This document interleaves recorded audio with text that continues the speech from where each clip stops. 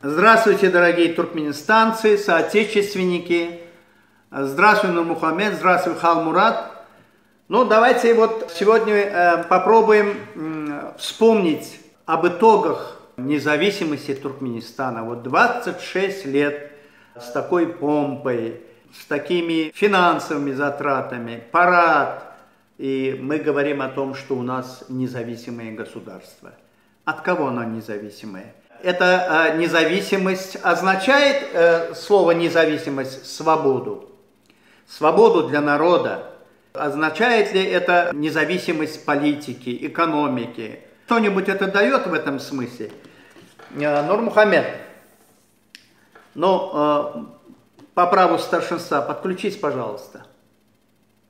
Безусловно, ведь независимость, само слово, как я уже говорил, хорошее слово. Но той независимости, которую мы ожидали, мы и туркменский народ в целом не получил. За исключением единиц, которые действительно, над которыми уже не было того контроля Кремля, не было того контроля Москвы, а наоборот, сами себе хозяевами стали, и что хочу, то и творю. Вот что дало независимость.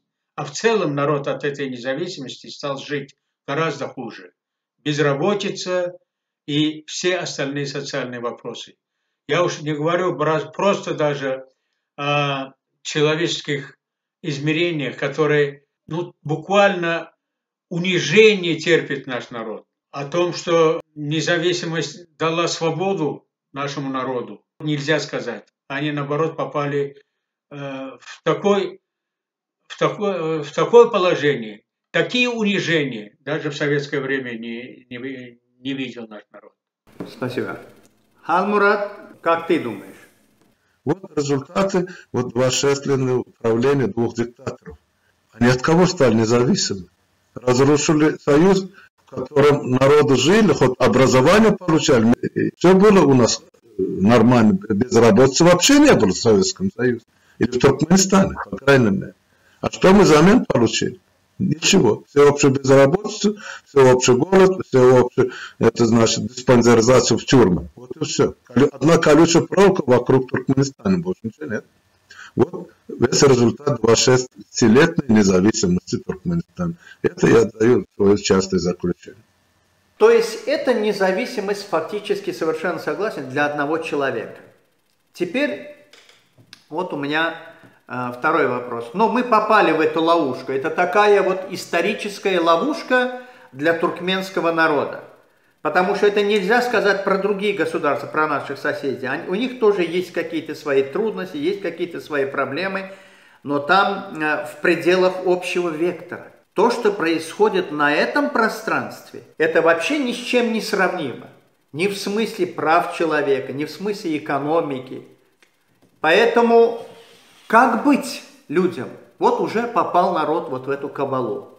Фактически уже просто официально неоформленное рабство. И никто не скрывает. Ведь такие унижения не были даже при Нурберде-хане, последний хан туркменский. Вы помните где-нибудь в истории, что вот так вот подползали? Вы знаете об этом народе? Вы посмотрите, нас завоевала Россия, да. Но прочитайте, что написал Скобелев. Прочитайте, что они пишут о нашем народе. И теперь этот народ превратился в плебеев. Он превратился в холопов, откровенных. Они даже не скрывают это, они защищаются этим, чтобы, не дай Бог, он не подумал. Так как быть нам?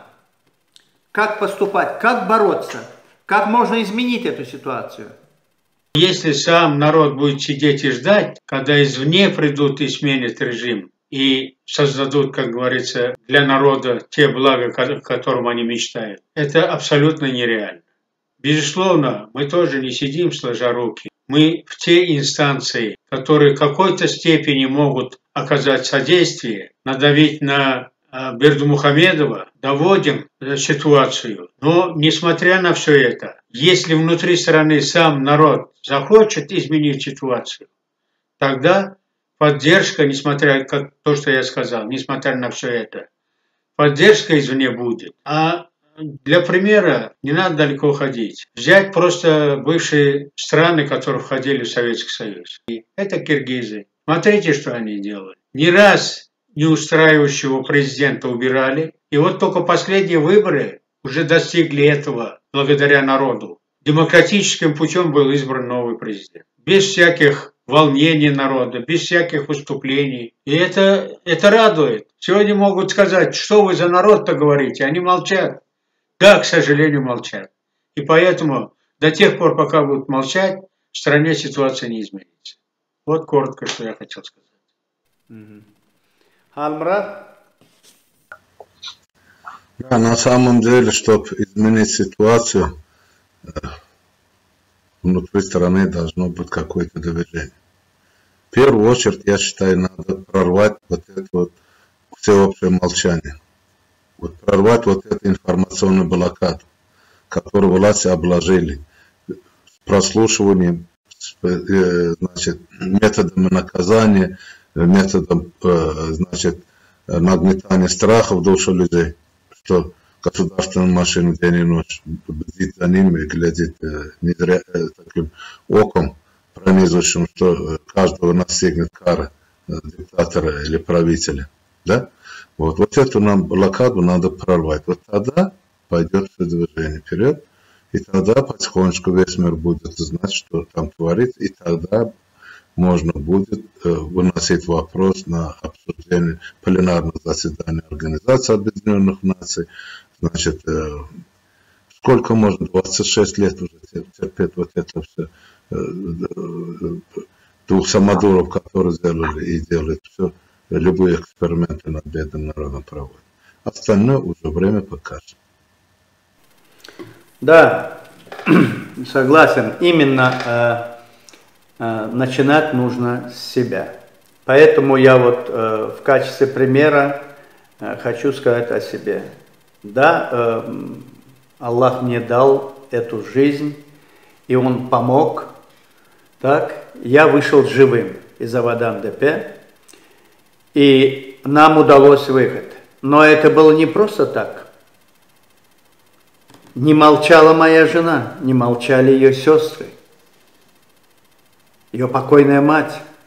Они не молчали, и когда они увидели, что этих людей не испугать, не укротить, они пошли на уступки. Весь вопрос, кто боится. Да, народ боится. Народ порабощен. Народ сейчас деморализован. Страх охватил каждую семью, практически каждого человека.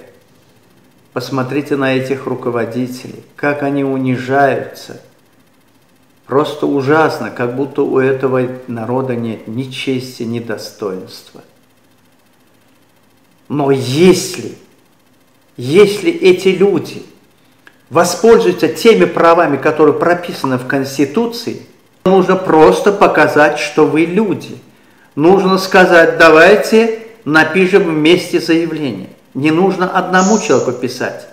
Ведь когда бывает, эти люди приходят к дверям этой тюрьмы, они сидят, их сотни сидят. Почему не написать всем вместе это заявление на начальника тюрьмы, который берет взятки, который склоняет к сожительству жен тех людей, которые сидят? Этот беспредел. Кто там сидит, этот опер, режимник, как он себя ведет? Если он занимается избиением, запугиванием, нужно просто писать не одному человеку, а всем вместе. И писать нужно не только начальнику ДИНа, нужно писать в МВД, в КГБ, в прокуратуру, в ОБСЕ, в ООН, везде. И это единственный путь, когда тебя услышат.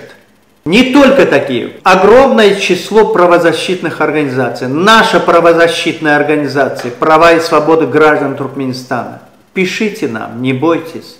И если вас после этого начинают преследовать, пишите в 2 раза больше. Пишите не только нам, пишите во все организации. Только тогда не остановится. Потому что любая власть, она берет население на слабо. Во всяком случае, тоталитарная власть. Любая власть знает, где можно остановиться.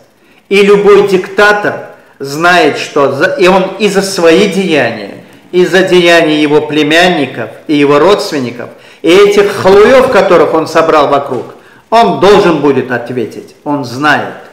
И поэтому он все продолжает запугивать и запугивать.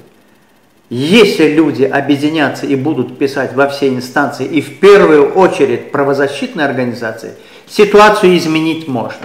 Это единственный путь, и правильно говорят и Халмурат, и Нурмухаммед, надо прекратить это безмолвие, это молчание, этот паралич страха. Все, спасибо всем. Спасибо, до свидания. До свидания, счастливо. С наступающим праздником. Да, с наступающим праздником. И пусть он будет действительно праздником независимости и свободы для нашего народа.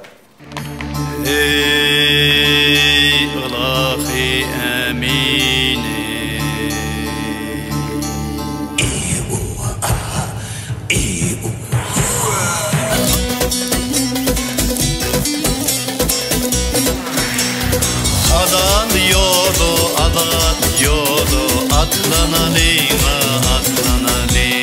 Hadan yolu, adat yolu,